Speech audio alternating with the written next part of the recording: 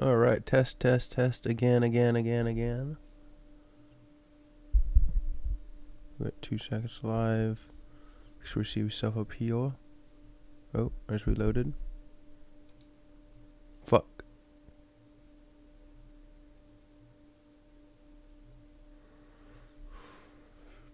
There we go, it looks like we're good. Let's get some video playing too.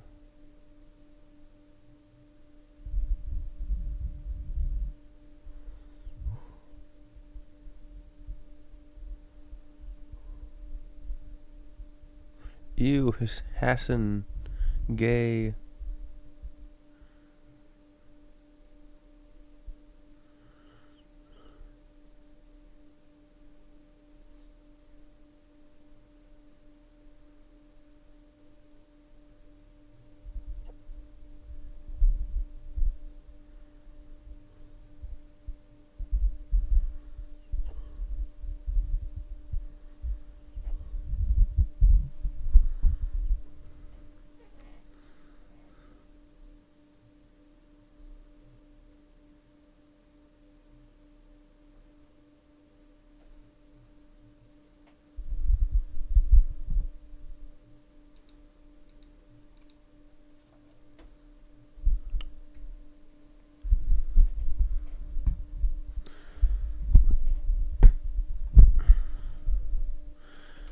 Maybe just a moment. Still looking at some good video options.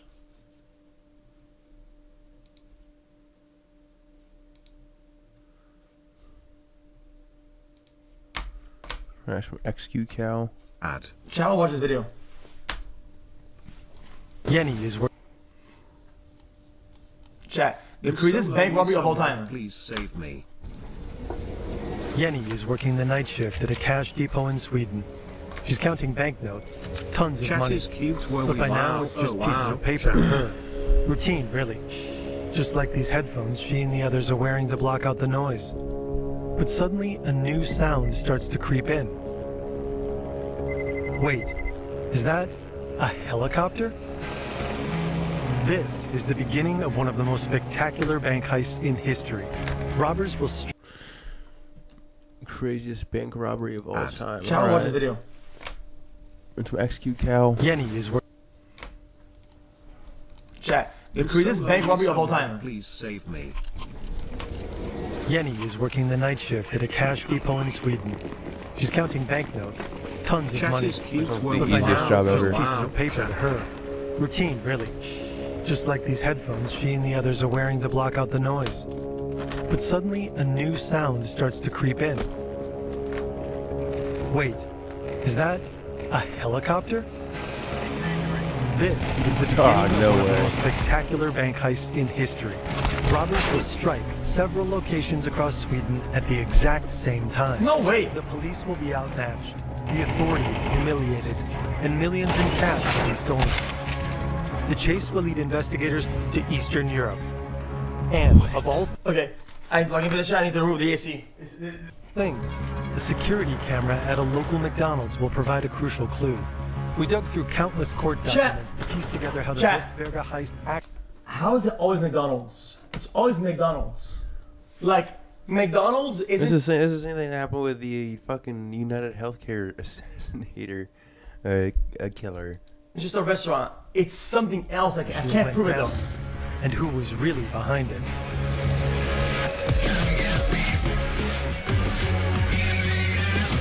Bangers as usual. Holy, enjoy with music.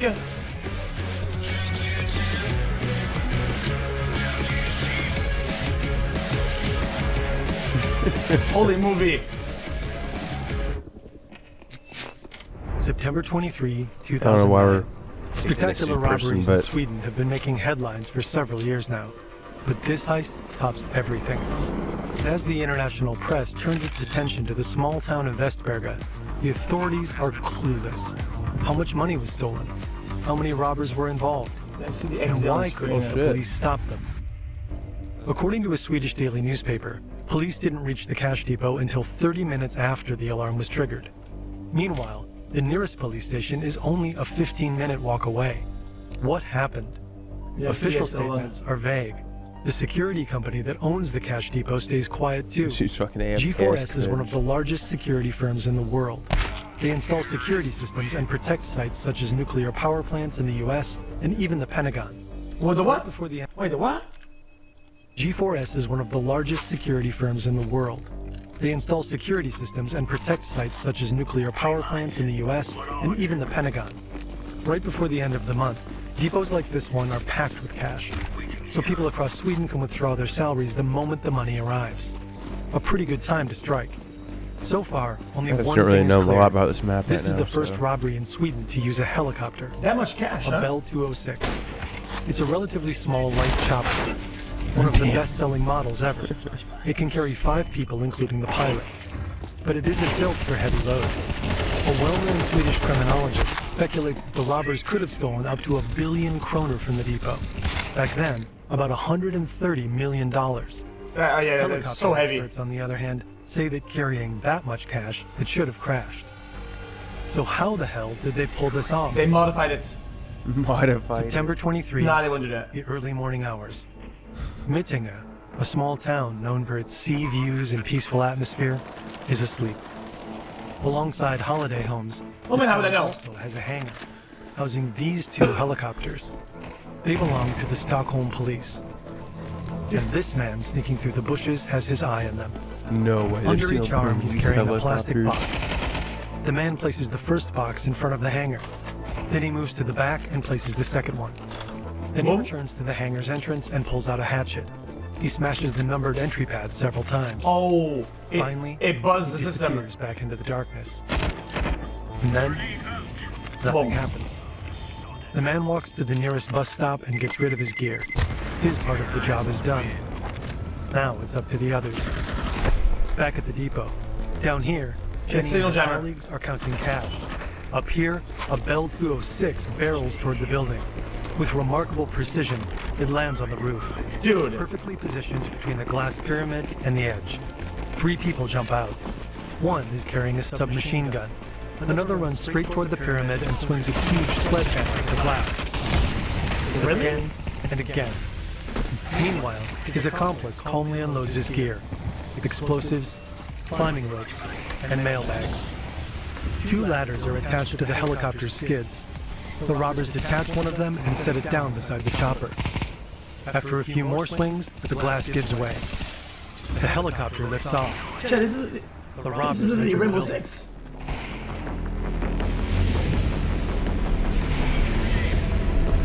Yenny's boss spots them. He knows they're coming for the counting room, so he rushes back and yells, Secure the money. then he triggers the alarm and calls building security. Yenny still doesn't fully clock what's going on, but her boss's instructions are clear. The cash has to be locked away in these cages, made of reinforced steel, secured with Oh, padlocks. Japanese still? It's still quiet at the police station, about a 10-minute drive from Vestberga. Inspector Guran Palms is about to finish his shift. He's waiting for his colleague to take over. When suddenly, the alarm sounds. Immediately, Inspector Palm rushes to his car. A colleague jumps in I after mean, Chad, him. what are they gonna do against a Told helicopter? that the alarm came from the G4S cash depot. Helicopter, armed men, on the roof. Palm speeds toward the scene. He feels like he's starring in a Hollywood movie. They're going to the wrong place. They're closing in on the depot when Palm spots something on the road. The officers jump out of the car to find out what just happened. Chains stretched across the entire road and studded with spikes. The robbers are inside the building now. Really? They set up a Bro, ladder. this is actually impressive. The main vault where the money is usually stored is on the second floor, but the counting room is up here. To get there, this glass pane needs to go. Hitting it with a sledgehammer doesn't work, so the robber uses explosives. He presses a bomb made of dynamite against the glass, connects a wire, and detonates it. They enter the office and smash through this simple door. Now, just a single steel door separates the robbers from the cash depot's staff. In the counting room, the staff is still frantically securing the money. When they hear the explosion, they panic. The team leader has been trained for a lot of things, but not for this. Why not? Then there's another explosion. The robbers are trying to get through the door. The explosion mangles the metal around the handle, but it stays intact. But after a third explosion, Smoke enters the room. The staff needs to get out of here. Chat. Fast. The team leader orders Why not cage doors? everyone into the main vault on the second floor. They leave the room Like through a a secondary prison. exit, take the stairs down several floors, and enter an airlock just outside the main vault. The airlock was designed for one person. Now 14 people have to squeeze inside, including a pregnant woman. In this hermetically sealed room, there's no cell reception. The group leader can't call building security or anyone else. And the door to the vault won't open. They're stuck. Their colleagues in the vault room are also panicking. Building security has instructed them to keep the airlock door closed. They have no visual on the robbers. Maybe they're even hiding among the employees in the airlock. It's so cramped in here that no one can move. The air is stuffy, the heat almost unbearable. Yenny's colleague struggles to pull out a photo of her daughter. If the robbers want to get into the vault What's up by with blowing these their way with through these the graphic, airlock, no one here will survive. Meanwhile, the robbers have entered the counting room. They carve into the cage's padlocks with a buzzsaw. Yo, Locks are gone. yo, what? They carve into the cage's What? That drill is massive. padlocks with a buzzsaw. The locks are gone within seconds. While they're packing, they seem oddly calm, as if they know that no one will catch them anytime soon. Robbing a place is a pretty unethical way to make money. But let's look at this list real quick. Rural and barely Kidding, making actually it. fucked up. For this one, ethnic second city strugglers. Or our personal... The spike off. Click the link in the description or scan the QR code to get started. Will do. The spiked chains Palm drove into aren't the only ones. All around the depot, every access road is blocked by metal chains about 10 meters long. If a police car drove over one of these chains, its tires would instantly be sliced open. The robbery's been in progress for more than 15 minutes now. The helicopter's still circling above, meaning the Only robbers 15 are minutes? still inside. Police request aerial support from the military, but the armed forces can't provide any aircraft. Instead, police helicopters are ordered in. What? We don't know exactly how, but Inspector Palm eventually gets close to the depot. He sets up a roadblock a few hundred meters away from the building. When Palm and his colleagues ask whether they're allowed to fire at the helicopter, the answer is a strict no. It's too dangerous. I mean, it's Instead, dangerous. they're ordered to wait for the National Task Force.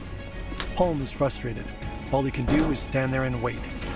Luckily, a police helicopter... Okay, Chad, you're the chief of police. Yeah, you told your boys to fly at the helicopter. The helicopter gets a shot out of the air, flies down, lands on fucking two apartment complexes, and kills 4 families. What he said at the press conference. Oh, we're trying to save paper from being withdrawn from this vault. We were trying to save the paper. Come on, bro. Really? already be on its way. That's crazy. Or is it? At 5:30 in the morning, police officers in Mittinga receive an alert. Robbery ongoing, a helicopter is involved. Air support required. 2 officers race toward the hangar. Their helicopter was returned just hours earlier.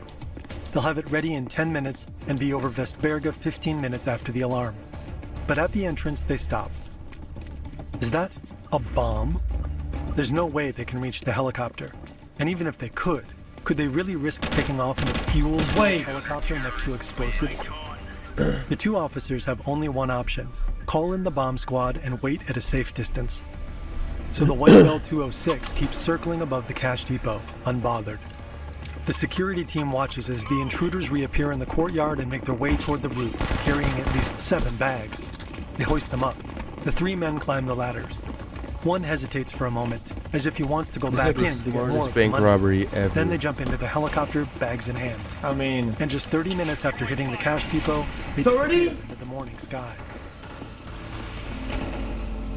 When the SWAT team enters the building, the robbers are long gone. Finally, the airlock door in the cash depot opens. The team leader, Yenny, and her colleagues are safe. At the police hangar in Mittinga, the bomb squad is in full swing. They use a water so cannon they're to trying to neutralize kill the them. bombs. But there are no explosions. Oh, hell yeah, there's a And no death probably smoke. in there's this. nothing in there. As the special unit approaches, they find 2 very wet plastic boxes with lights attached. They fell for dummies. Meanwhile, about a kilometer away, firefighters are putting out a small roadside fire at a bus stop. In the ashes, they find remains of a mask, gloves, a hatchet, a canister, and a lighter. Around 6 a.m., people in nearby towns spot an object in the sky. A small white helicopter flying unusually low and slow over the forests. Not a single light is on. I mean, it's loaded. The robbers land in a forested park. They take everything with them, leaving only a GPS device and a few cable ties behind. We drop off the helicopter. Investigators find the helicopter about 2 hours later. They do. They learn it was stolen from a flight school about 70 kilometers northeast of Stockholm just after 4 a.m. A manhunt is underway this morning. As the country wakes up, the heist dominates the news. A I mean, reward this of is about crazy. $900,000 is offered for information on the robbers. The next day, the Swedish police still have no suspects, despite the fact that they knew about the planned helicopter heist long before it happened. What? A month before the heist, Swedish police receive a warning from Serbia's intelligence service. A crew of international thieves is planning to strike. Serbian police even share specifics. A helicopter is to be used. 3 robbers will carry out the job, backed by a group of around 20 people. The chopper will land on the roof of a multi-story building. The crew will blast their way inside and in under 5 minutes grab the equivalent of roughly $13 million. Smart. The whole thing will go down by September 16 at the latest. If not, the plan will be called off. The Swedish police put security measures in place. The public prosecutor authorizes phone surveillance of 2 suspects. As a precaution, police helicopters are moved from Ittinger to a safe location. For the planned but- break-in, but- the police identify... But Chad, these guys have, they're protecting millions and millions of dollars, billions of dollars. Why wouldn't they just have people just have some temporary security buffer or whatever, like the most likely spend like $1 target. million The Panaxia Cash across Depot multiple locations? in western Stockholm. If you get The how much? second most likely target, the G4S depot in Vestberga. For 4 weeks, authorities remain on high alert, reinforcing their task forces during the nights around September 16. But then, nothing happens. In Broma or in Vestberga. Check. If I'm an insurance company and somebody was given a tip that some robbers were coming and they don't invest money into their security, then I'm not paying out. I don't give a shit. If you think, oh guys, oh the taxpayers will bail you out because of your stupidity, you're on your own. How? We don't insure against stupidity. So the police end the special operation, and the police helicopters move back to Mittinge. That's not the only vulnerability the robbers exploit. In the early 2000s, Oh, they did. Sweden Okay, sees sorry. a string of robberies. The companies hit hardest are the ones that run cash depots. They're looking for help, including from the government. As early as 2005, Give a them security guns. company urged the government to place all cash depots and similar facilities under state protection. A formal review followed and ran for 3 years, but the Ministry of Defense took no action. Because the authorities never classified these facilities as protected sites, virtually anyone can access the building's blueprints. What? Floor plans of the roofs and facades, staircases and windows, everything neatly documented level by level. A Swedish news outlet later asked G4S whether the company had attempted to make the Vestberga building plans confidential. G4S didn't respond. But by then, it didn't matter. The money was gone. And so were the thieves. Hell. But they didn't vanish without a trace. In fact, they left quite a bit behind. W heist. The burned remains at the bus stop in Mittinge, for example. The cable ties used to secure the ladders to the helicopter. The sledgehammer Yeah, they get a lot of smashed tips. I get it. It makes sense, but still, though. including bloodstains. That one seems really very specific. Because the heist was so meticulously planned, police believe the masterminds must have had military training. In all of Military Sweden, trading. only a small circle of people could be capable of pulling off a coup like this. That makes sense, yeah. Thanks to the warning from Serbia, the Swedish police started surveilling this circle in time. Now they're sitting on a mountain of data, calls, texts, pages upon pages of logs. One of the people under surveillance is a man called Gojan Bojovic, a 38-year-old Swede with parents from Montenegro. Until recently, he worked as a construction contractor. According to Serbian wiretaps, he was recently in contact with a childhood friend, Milan Zevo, who made a career in a completely different field, the Stockholm Mafia. Zevo has since relocated to Serbia's capital, Belgrade. In 2009, Bojovic traveled to Belgrade multiple times to meet Zevo. According to the wiretap, Bojovic handed over large sums of money during these visits. Swedish police realize that Bojovic is asking Zevo for help. At the end of August, the two speak on the phone. And nobody does anything. You know what? I called a school here and asked how much it costs to learn it. 15,000 euros. That's it? Boyevich wants to learn to fly a helicopter. Zavo shuts the idea down. Pilot training would take way too long. So Boyevich starts looking into another solution. Yeah, but September you don't need 10th, just a pilot though. 3 weeks before This the is heist, different. Boyevich is in his car, driving toward Hepsholmen, the small island in Stockholm. These Desert people scene knows what they're doing, right like on the actually. waterfront. What? Boyevich is here to meet these two men. They've been waiting for him. He walks up to them and sits down between them. Just a few meters away, a woman walks her dog. Her real job is to observe Goran Boyevich. She can't hear exactly what the men are saying. She can only keep an eye on them. The three chat for about 5 minutes with Boyevich doing most of the talking. Then, handshakes. One man walks with Boyevich to his car while the other gets into a Peugeot and drives off. On September 28, 5 days after the heist, the police and a Swedish court announced that 6 suspects have been arrested.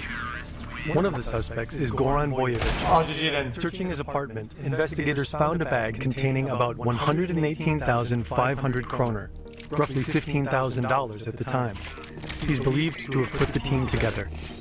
Another man is arrested at Arlanda Airport just before he can escape to the Canary Islands. The press nicknames him Flick, which means escape in Swedish. Oh, okay. His real name is Alexander Eriksson. Is it the pilot? A TV producer who runs in high society circles with Swedish celebrities. He's even rumored to be in contact with the Prime Minister. Between he's October flying. and December, police arrest 7 more men accused of helping plan or taking part in the You get heist. it? One of them is believed to have planted the fake bombs. His DNA was found in the remains of the gloves and the lighter. In January, investigators identified the man who carried the submachine gun. The police already know him. His name is Zara Kadun. Well, that's an AK This though. was his second armed robbery. Back in Is 2000, it AK or he and a something? gang stole invaluable art from the Swedish That looks like a National rifle to Museum. me. He was caught and served 2 years in prison. And now he's been caught again. In July 2010, Oh. public prosecutor Oh. Oh, it's good. In the video, he had MP5, it's a submachine gun, but the guy who made the graphics, they were like, yo, give this guy a gun, and he probably forgot what the task was and put it, oh, I know, that's security footage, what am I talking about? his charges. While the 10 arrests are seen as a major success for the investigation, authorities believe there must have been more people involved behind the scenes. They had both, but they IQ couldn't find the MP5 footage. Police gather evidence and interview witnesses. 50 investigators work the case full time. By now, they have a clear picture of how much the robbers managed to steal. Almost 40 million kroner, about $5 million at the time. That's not too crazy. That's how they managed to get away by helicopter. Only Not 5 taking mil. too much. Okay. Just under a year after the robbery, the 10 men stand trial. 5 of them are accused of being directly involved in the heist. The other 5 face charges of aiding and abetting. It's just not worth it, I agree. The public prosecutor is confident there's enough evidence to convict all of them. But the men deny the charges. Take Alexander Eriksson, the TV producer. He's accused of flying the helicopter on the night of the heist. No way, he insists. His DNA in the stolen helicopter? That's easily explained, he says. After all, the chopper was stolen from the flight school he's been a member of for 15 years. Oh, yeah, true. The undercover officer at the museum clearly identifies him as the man in the suit at the meeting with Boyevich. Eriksson admits he was at the meeting. And yes, he talked to Boyevich. But about wind power, since Boyevich works in construction. He claims to have an alibi, too. On the night of the heist, he was involved in a car accident. But there's a problem. An hour after the supposed accident, he's spotted at a local McDonald's, about a 30-minute walk from where the helicopter was later found. What? Surveillance footage shows Eriksson calmly ordering breakfast just before 7 a.m. How did he get from a car crash in central Stockholm to a McDonald's in the suburbs? The prosecution is convinced that 2 of the other defendants staged the crash to give him an alibi. Surprisingly, one of them, Zara Kadun, admits his involvement. Investigators found his blood on multiple pieces of evidence. The other defendants continued to deny any involvement in the heist. But after just 18 days of trial, 7 of the 10 defendants are convicted. Alexander Eriksson and Zara What about the rest, though? Kadun sentenced to 7 years in prison for armed robbery. The other 5 defendants are found guilty of aiding, abetting, and protecting criminals, including Goran Boyevich, who also goes to prison. Before the trial, they were seen as daring, clever crooks. Aw, they got None of caught? them were elite soldiers in the Balkan Wars, as was speculated. But the trial stripped them of their mystique. Why? They turned out to be nothing more than a ragtag group of violent criminals. Okay. After the heist, he did True, but the mystique isn't who they are. It's mostly based on what they did, right? And you cannot really strip that away, though. I mean, I think crime is lame and criminals are lame and fuck all this. Crime is lame, But LOL. the size and the grandeur of the crime is impressive. Like, debate broke out in Sweden over how such attacks could be prevented in the future. Trade unions spoke out. Handling cash creates a dangerous work environment for employees. know what I mean? So, for their protection, maybe they should just get rid of it. According to a report from the banking union, 1 in 4 retail workers had already been a victim of a robbery, some multiple times. And according to an anti-cash lobby group, 2 out of every 3 Swedish kroner in